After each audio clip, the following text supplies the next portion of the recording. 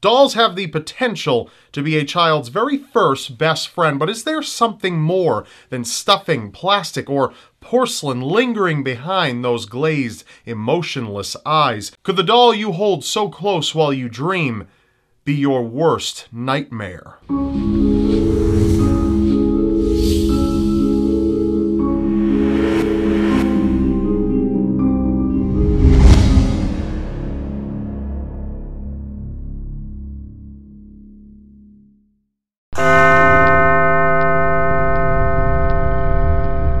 Imagine you're about to go to bed, you pull back the sheets, and you're just ready to set yourself down, when all of a sudden you hear a faint crying, a baby crying, and it's coming from your basement. This was the frightening reality for an owner of Mandy, an old doll said to be around 100 years old. Her owner would keep Mandy tucked away in her basement, a place where old things often are kept. Mandy's owner would investigate the crying and usually find a window open and a breeze coming through.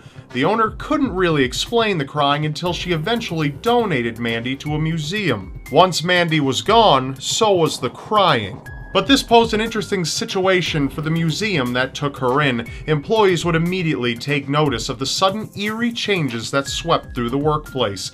Once Mandy showed up, other things began to go missing. Some coworkers would complain of lunches taken from the refrigerators and stuffed away in drawers. Some would notice that office supplies like pens would go inexplicably missing, along with photographs and other personal items. A number of visitors would comment on the doll's creepy, cracked face. Other visitors might comment on how Mandy's eyes would seem to follow you as you walked by. Eventually, Mandy was moved into an area with other dolls. This didn't last very long, however, as Mandy would get jealous.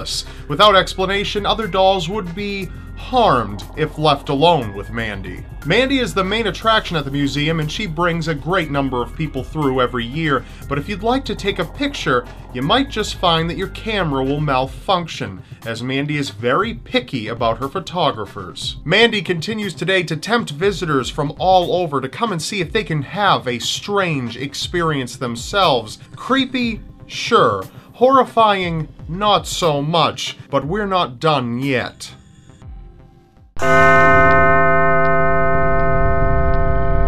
Robert Eugene Otto, simply known by his nickname of Gene, was a very special boy who received a very special gift. Legend has it that voodoo had a very prominent place in Gene's young life. In the early 1900s, Gene was gifted with a doll from a Bahamian servant who, for whatever reason, was displeased with Gene's family. The doll was about the same size as Gene at the time and even looked a bit like him. Gene became attached right away. The family, unknowing of the darkness that lingered inside the doll, didn't think much of it at first. Hearing a child talk to his or her doll isn't odd in the least. Hearing the doll talk back, however, can be a bit more disconcerting. When at first they thought Gene was simply speaking in a different voice on the doll's behalf, his family soon came to realize that the doll was actually responding to their son. But they weren't the only family that began to feel a bit strange about Gene's new companion. While the family would be out of the house, neighbors often notified them upon their return that Robert the doll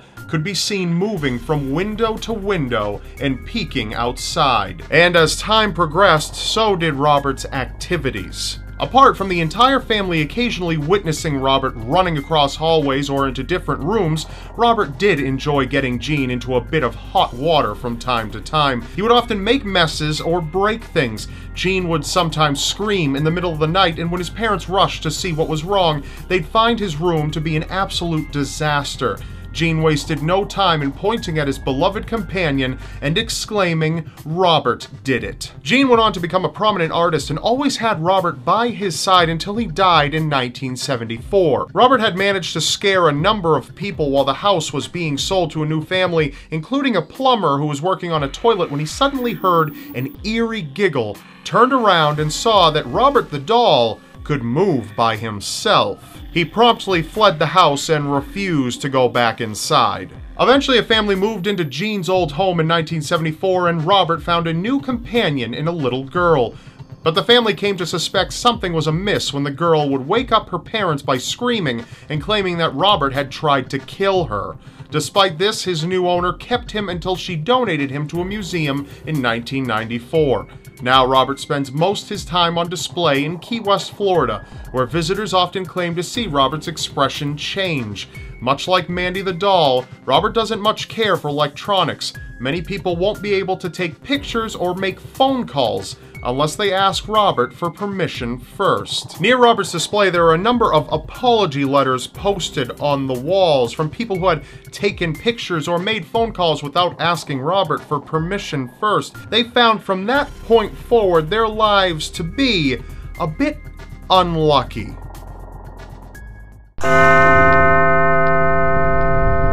You really must be careful in those old antique shops. It was an antique shop in 1970 where a mother who was looking for a unique gift for her daughter Donna came across a Raggedy Ann doll that seemed to be the perfect fit. Donna was about to graduate nursing school and was more than pleased with receiving the doll as a gift. Donna brought the doll with her to her apartment where she roomed with another nursing student, Angie. Donna often kept the doll on her bed where it would lie motionless. For a little while, anyway. Eventually, Donna would come home to find that her doll had changed positions. At first, the changes were only subtle, and she figured that perhaps someone had bumped the bed. But eventually, the changes became much more pronounced. The doll would change positions completely, sometimes sitting with arms and legs crossed. Sometimes the doll wasn't even in the same room it had been left in. Perhaps it was a small prank played from one friend on another, but they came to realize that this Raggedy Ann doll was no prank at all. Eventually, Donna and Angie would return to their apartment to find the doll standing up on its own, leaning against a chair, frozen in place. The doll was full of stuffing. There was no way it could stand on its own, but there it was, almost as if it had frozen just when Donna and Angie came through the door. The girls, a bit unsettled by the activity, confided in a mutual friend named Lou. Lou was convinced the moment he laid eyes on the doll that she was evil. Despite this, Donna and Angie decided to keep the doll. They didn't suspect anything sinister was afoot, but they were very, very wrong. The doll continued to get into positions by itself that no one could replicate, but a new addition to her routine came to surface when little notes began to appear around the apartment, and in child's handwriting read things such as, "Help us," or "Help Lou." Dawn and Angie at this point began to suspect that a friend might have obtained a copy of their apartment key and was sneaking in and setting up an elaborate prank. In order to prove this, they sent up numerous subtle little traps around the apartment. The doll still moved. The traps were never disturbed.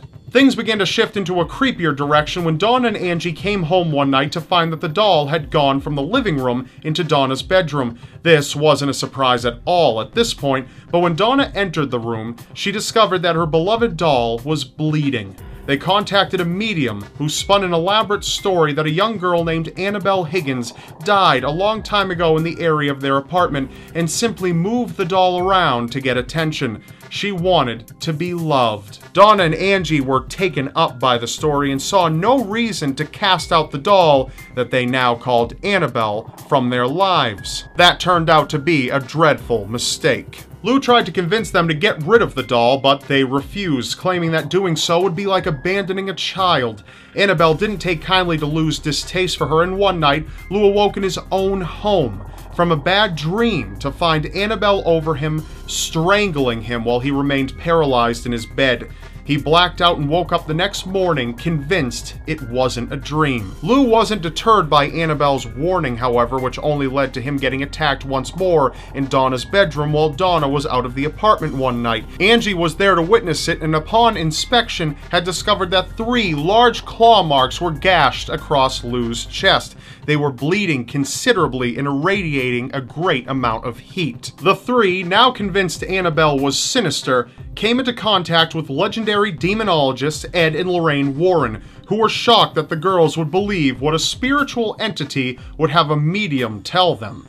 They determined that Annabelle was not in fact haunted herself, but was a conduit between Earth and hell. After an exorcism was performed, Ed and Lorraine weren't exactly convinced that the demon that had been playing with Annabelle was gone. They were right. So they decided to take the doll home with them. Even on the drive home, Ed and Lorraine were forced to drive extra cautiously, as Annabelle would cause the car to swerve and stall at the most dangerous times. After more terrifying incidents involving the doll, which is claimed to have even left one person dead, Annabelle remains locked up in the Warrens' Museum of the Occult. Ed Warren passed away in 2006 and Lorraine is in her 80s. She claims that though Annabelle has been unable to escape her case, she does occasionally change positions and growl at unwary visitors. So make sure to be careful where you buy your toys from. You never know when your toy might end up playing with you. That's all for now. Remember, you may not believe it,